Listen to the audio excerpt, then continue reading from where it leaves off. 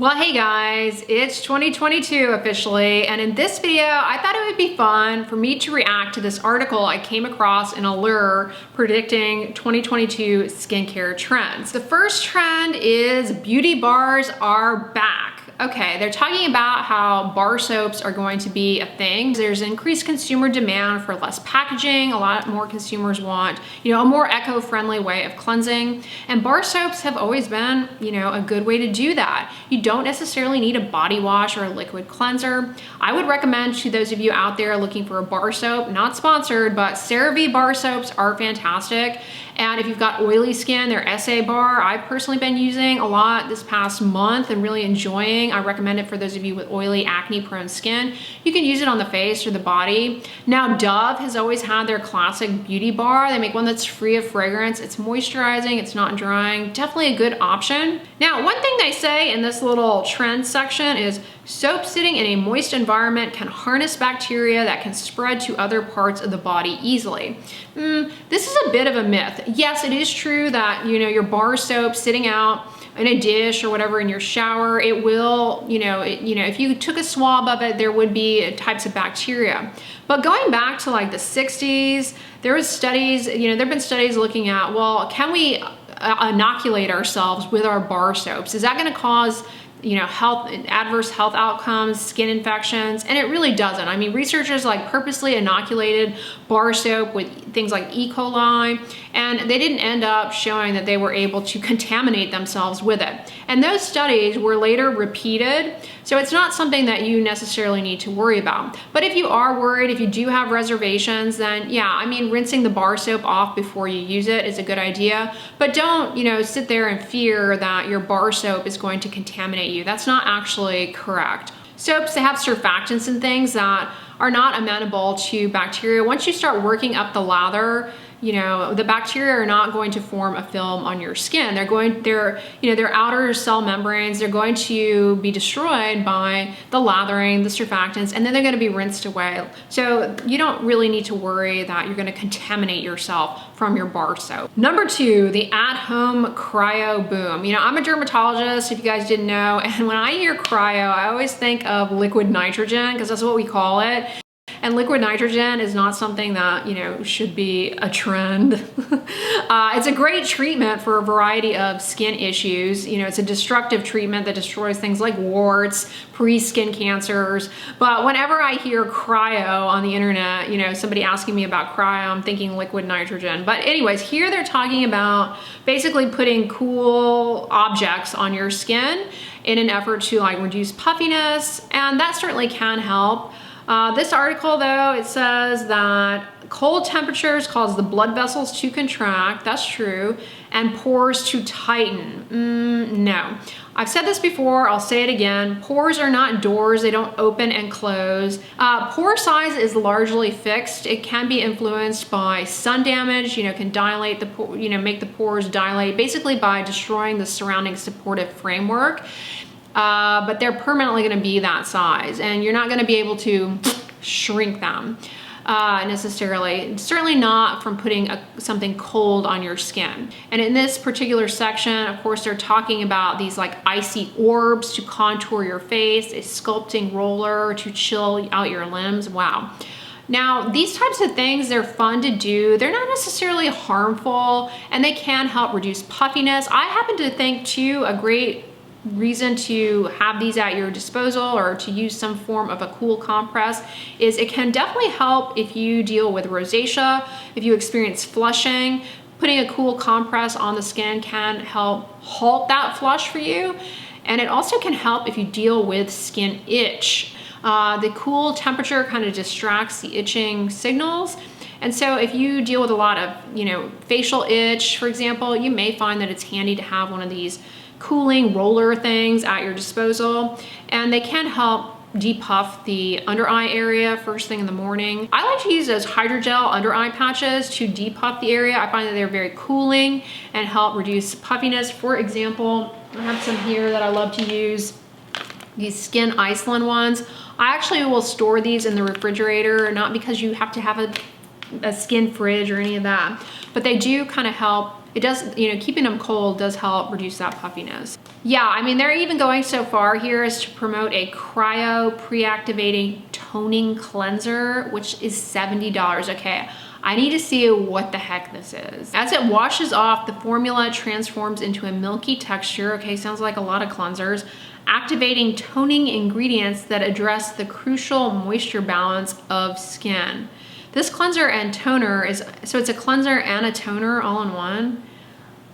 I'm not sure what they're going with here. I think they're just putting words out there and hoping that they'll get a response. That's what this kind of marketing is like, let's just keep saying stuff to make this $70 cleanser marketable. I think that's what they're doing here. Okay, the number 3 trend, according to Allure, is going to be, you ready? Major lip service. I guess because they think this is gonna be a trend, maybe we'll be wearing masks less. I don't know what they're getting at here, showing off our mouths more.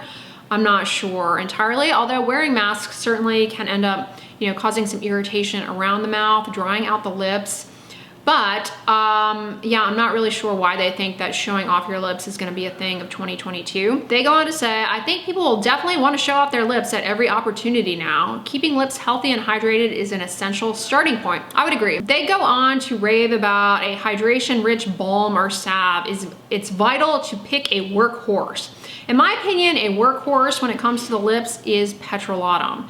No other ingredient is as occlusive. Now the skin on your lips is much different from the skin on the rest of your face. It doesn't really have much in the way of a protective stratum corneum. That's that layer that keeps irritating stuff out and hydration in. So something as occlusive as petrolatum is perfect there. You guys know I've been using, you know, petrolatum ointments, whether it be Vaseline, CeraVe healing ointment. I'm really enjoying the new Cetaphil healing ointment. Love using those on my lips. So that is what I would recommend to keep them hydrated and to reduce irritating things getting into the skin of the lips.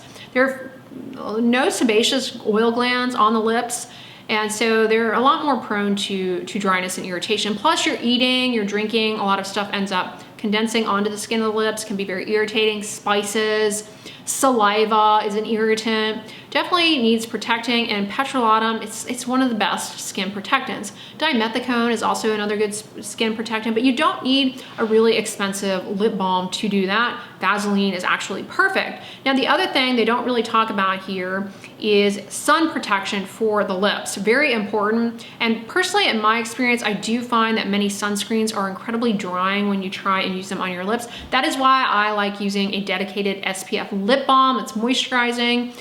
I've really been loving the MD Solar Science tinted lip balm that's SPF 30, and I've always used the Vanity Cream lip SPF. I'll put those down below in the description box. All right, they give the analogy, and I kind of like this, that you're really thirsty and you drink something that appeals to the senses with no nutritional value, and shortly thereafter you are still thirsty, kind of like drinking soda. She says, same thing goes for balms loaded with flavor, fragrance, and menthol. I would agree. Flavor, fragrance, and menthol, they yield a sensory experience, but they can end up really drying out and irritating the skin of your lips, and then your lips become dry. And because they kind of provided some immediate gratification, well, then you go back to that same irritating lip balm, and it's just a cycle. So rather than that, I do suggest just plain petrolatum. But of course, it's odd. They say all that, and then they go on to recommend basically stuff that's gonna be irritating. Tatcha's limited edition Kissu lip mask. What the heck is that? Sold at Sephora in a little pot with fragrance. They contradict themselves in this article. The thick glossy formula gets its restorative powers from Japanese peach extract, squalane, and the mega hydrating Japanese camellia oil. But then they don't point out that it's got fragrance. I mean, literally 2 lines above this, they caution against fragrance and flavorants in lip balms, and then they're recommending a fragrance containing lip balm. Number 4, oh God, you guys. Even more celebrity skincare lines. Oh gosh. I mean, I do not I don't have any animosity towards celebrities who want to come out with a skincare line. You know, like this whole idea, I will always see these comments whenever I review a skincare line by anybody who's well known, is that, oh, they're not a dermatologist, they have no place making a skincare line. But really, do dermatologists have a place making a skincare line? The people who have a place making a skincare line, honestly, are cosmetic chemists. I mean, they're the ones who know how to actually put ingredients together so that they spread on the skin and, you know, do what they're supposed to do. So I don't know. I mean, yes, dermatologists, we have knowledge about ingredients that can be irritating to the skin and those that, you know, can lead to problems, those that benefit the skin. But really, when it boils down to it, we don't get any training in, you know, formulating skincare products. So I always see that comment. But that being said, I do find that celebrity skincare lines, they are, I hate to say cash grab. They kind of are though, honestly, because skincare, it's such a trendy thing right now. And, you know, so now it's like a time where you're seeing a lot of brands just pumping out left and right. I think soon this bubble will burst, and people, you know, consumers will just kind of get burnt out, similar to how makeup has been historically. You know, I think for a while there on YouTube, makeup was having a moment, and brands just, you know, they were pumping out those makeup palettes left and right. I think consumers really got fatigued. Eventually, that's gonna happen with these celebrity skincare brands. Rihanna's Fenty Skin, I reviewed a few years ago. Looks like Pharrell has one. Key's Soul Care, I know she's got some essential oil blend in a bottle that she's, you know, promising miracles from.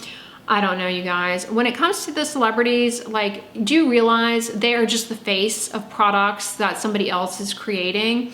Now, I'm not an environmental scientist, but I don't see why you would put vegan, cruelty-free, gluten-free in your sustainability details. Now, cruelty-free and vegan, that is, you know, those are ethical things that people are looking for. Do you test on animals or not? Do you use animal-derived ingredients in your products or not? Now, I'm not an environmental scientist, but I don't know to what extent that parallels environmental sustainability in the cosmetic skincare realm of things. You would, you know, you might assume that less use of animal-derived ingredients is more sustainable, but it may not be. I truly do not know. So they put that in there. I think that's odd. Gluten-free? When is gluten-free about the environment? It's not. I mean, if you have celiac disease, then you have to avoid ingesting gluten, but putting it on your skin, you know, it's not something that you even have to worry about in that setting. So gluten-free skincare is a bit of a weird claim to make anyways, let alone to say it's your sustainability claim. I don't get that. Then they go on to say non-comedogenic. How is that a sustainability claim? I think then finally they talk about, please recycle glass. So it's on you to make it sustainable. The product comes in a carton that is FSC certified, harvested in a responsible manner, 100% compostable, and made with a minimum of 70% post-consumer material. It is printed with soy and water-based inks. So why didn't they just put those things in the sustainability details? I don't get that. Yeah, I mean, being gluten-free is not really about sustainability. Oh, it's just a marketing claim. That, you know what that should be titled, which makes it even more suspicious now about the actual sustainability claims that they make. It should just be titled, Our Different Marketing Claims. All right, number 5, body care has never been bigger. I like that. You know, I do think for the longest time we have focused too much on facial skincare, and a variety of skin issues do impact the body. As many people get into their wiser years, they, you know, become more interested in correcting or improving upon the visible signs of skin aging on other body sites. And like, why was nobody telling me to either wear sunscreen there or, you know, to put retinol there? Things like crepey skin, sagging, on the body. So they go on to talk about how that's going to be a trend. I do think that that is a good, you know, direction. We have a lot of good body care products out there. Personally, I think that most body care products, especially moisturizers, you often can use them on your face. And I love when brands, you know, I know a lot of people don't like the 2-in-1 type products, but I like it when brands have either a cleanser or a moisturizer that they're like, hey, this can be used on the face and body. An example is the La Roche-Posay Lipicare wash. They call it the CeraVe SA lotion. That's a good one for rough and bumpy skin. So they mentioned this brand, topicals, their Faded Mist. You guys have been asking me to review this brand, so stay tuned. I just, as of last night, ordered all 4 of their products. So I'm gonna try them out for you guys and I'll review them in a later video. So we can, you know, carry on the trend of body care, but their products aimed at improving like hyperpigmentation can be used on the body. I know a lot of you guys deal with acne breakouts on the body. If you have a deeper skin tone, those can often heal with dark marks. So I'm excited to try these products out for you guys. Number 6, on TikTok, trusted ingredients are buzzy again. I hate that term, buzzy. Don't you, do you guys have words that you find annoying? Buzzy is annoying to me. What are you, a bee? I don't like that word.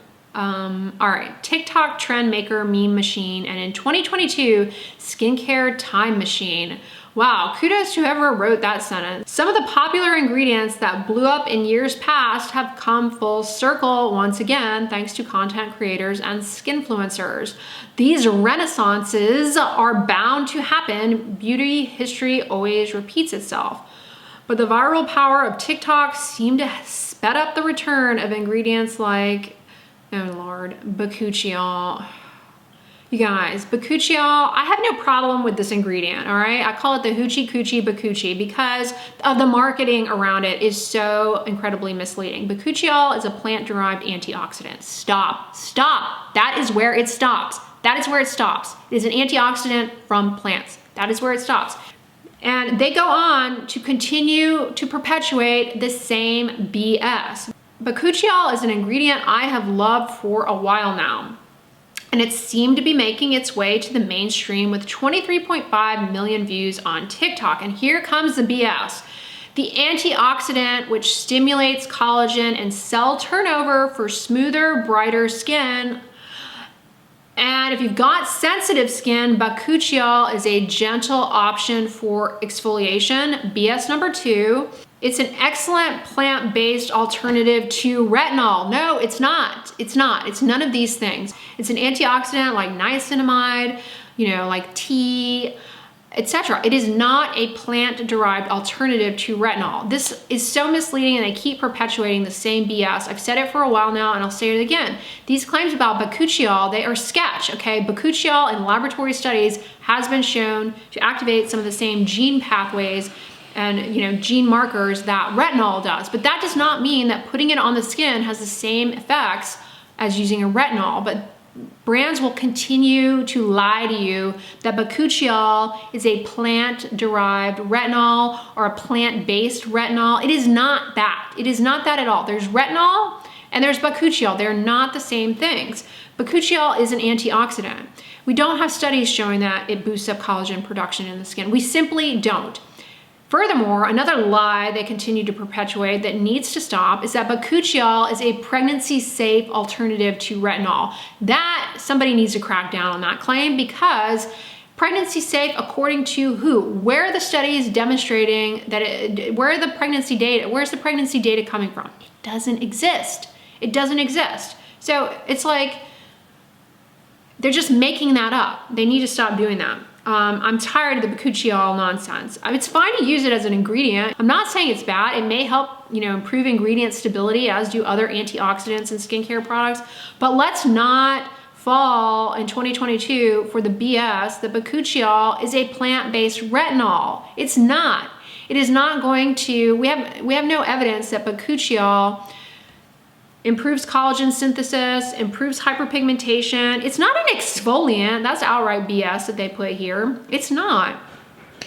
This is simply BS. All right, and then they go on to rave about caffeine, another antioxidant. Caffeine does to your skin what it does for your soul. Okay, that is a stretch. I'll tell you what it can do for the skin. It can calm down redness temporarily, probably through its vasoconstrictive effects, I think. It's an antioxidant. Some studies do suggest that it may help when used in combination with sunscreen to reduce the burden of sun damage that occurs, probably, you know, just by acting maybe as an antioxidant.